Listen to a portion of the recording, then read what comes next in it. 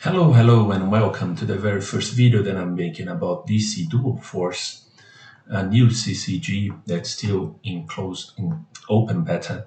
And I made top three this season. I'm Peter Random. I have played a lot of card games in the past, and I decided to give it a shot with DC Dual Force. It's a fun game, it's an awesome game, and I'm gonna talk to you about what it takes to be a top 10 player into this game. So without further ado, let's go to a spreadsheet. On this spreadsheet, you guys can take a look and see that I played almost 600 games this season. It's only one day off the end of the season, 24 hours. That means that I played a little bit, something close to 50 games a day. It's not for everyone, it's not even for me. I had the time the past few days, and all the stars aligned, and I could play the game for this much, and I did.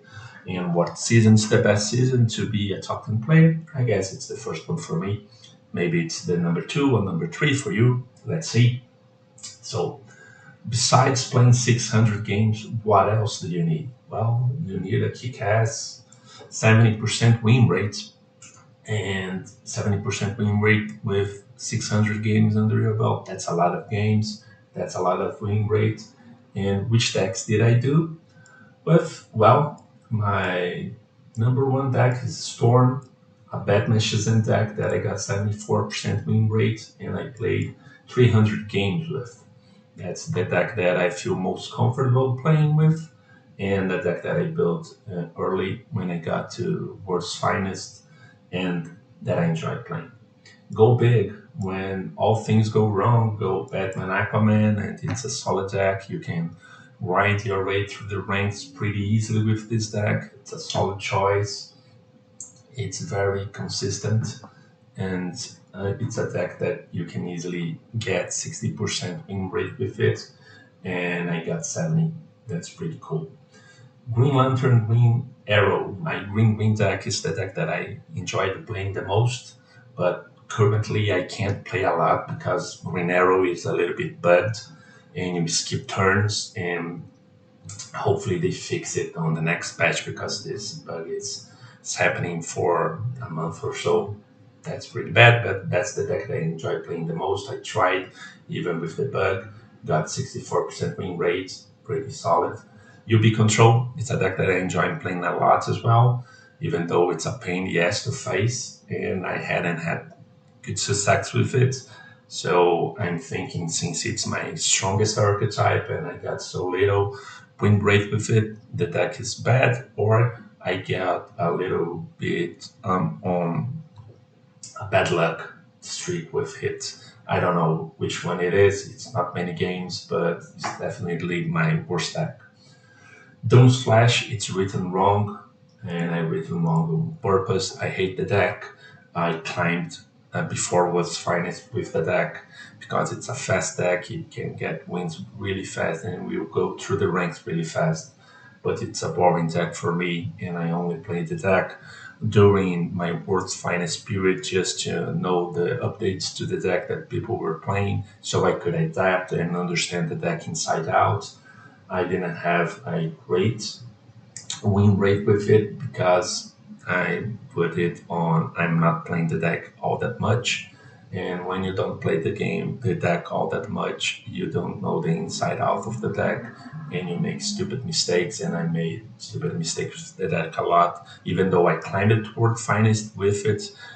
After a week of that, people updated the deck quite a bit, and the deck got a little bit different than I used to play, and I got 58% with it. That's it.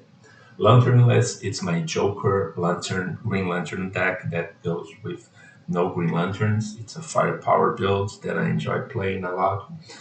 Joker is a fun leader that you can play with a lot of different combinations, and my choice for playing Joker is Green Lantern.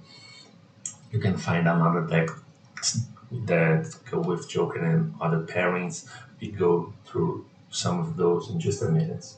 Other decks is the decks that I played that I thought with one or two games or even less, and they were bad, and I couldn't stand to play with, or they were super boring or super lucky.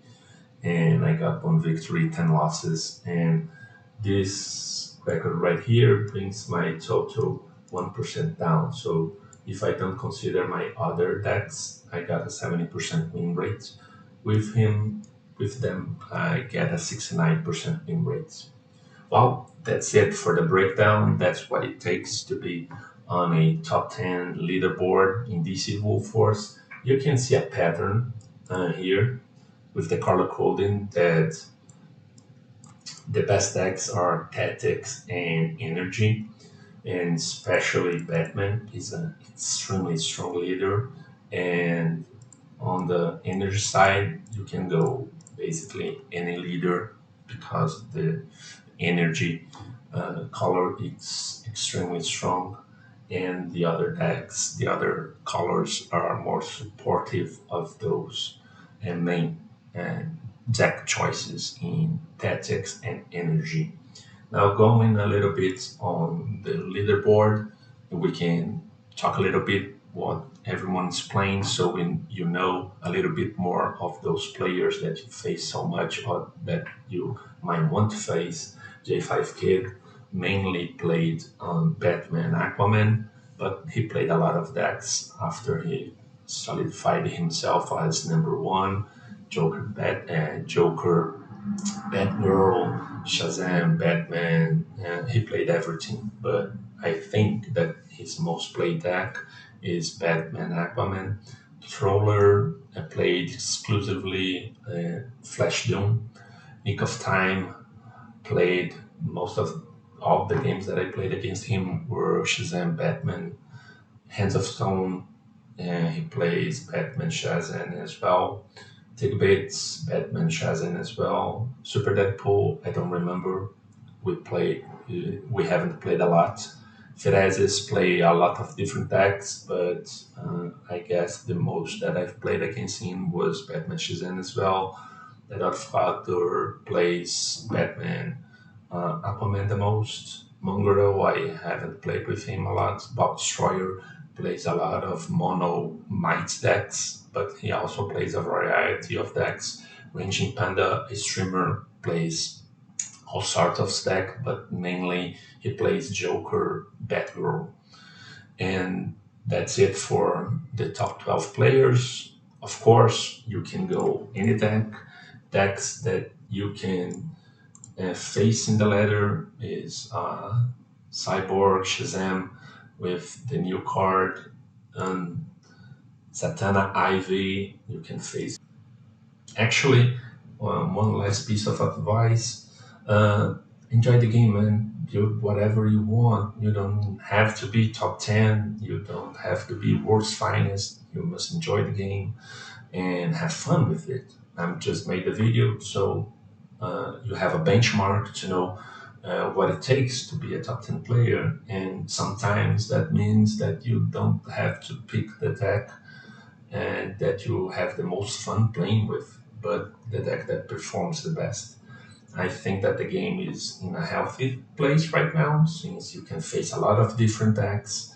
There's a lot of diversity when playing against the world finest players, and I think that's pretty cool, pretty awesome. I have lost many games to Black Adam and Aquaman. That's a horrendous deck. I played with it myself because I want to make Black Adam works, but it doesn't work.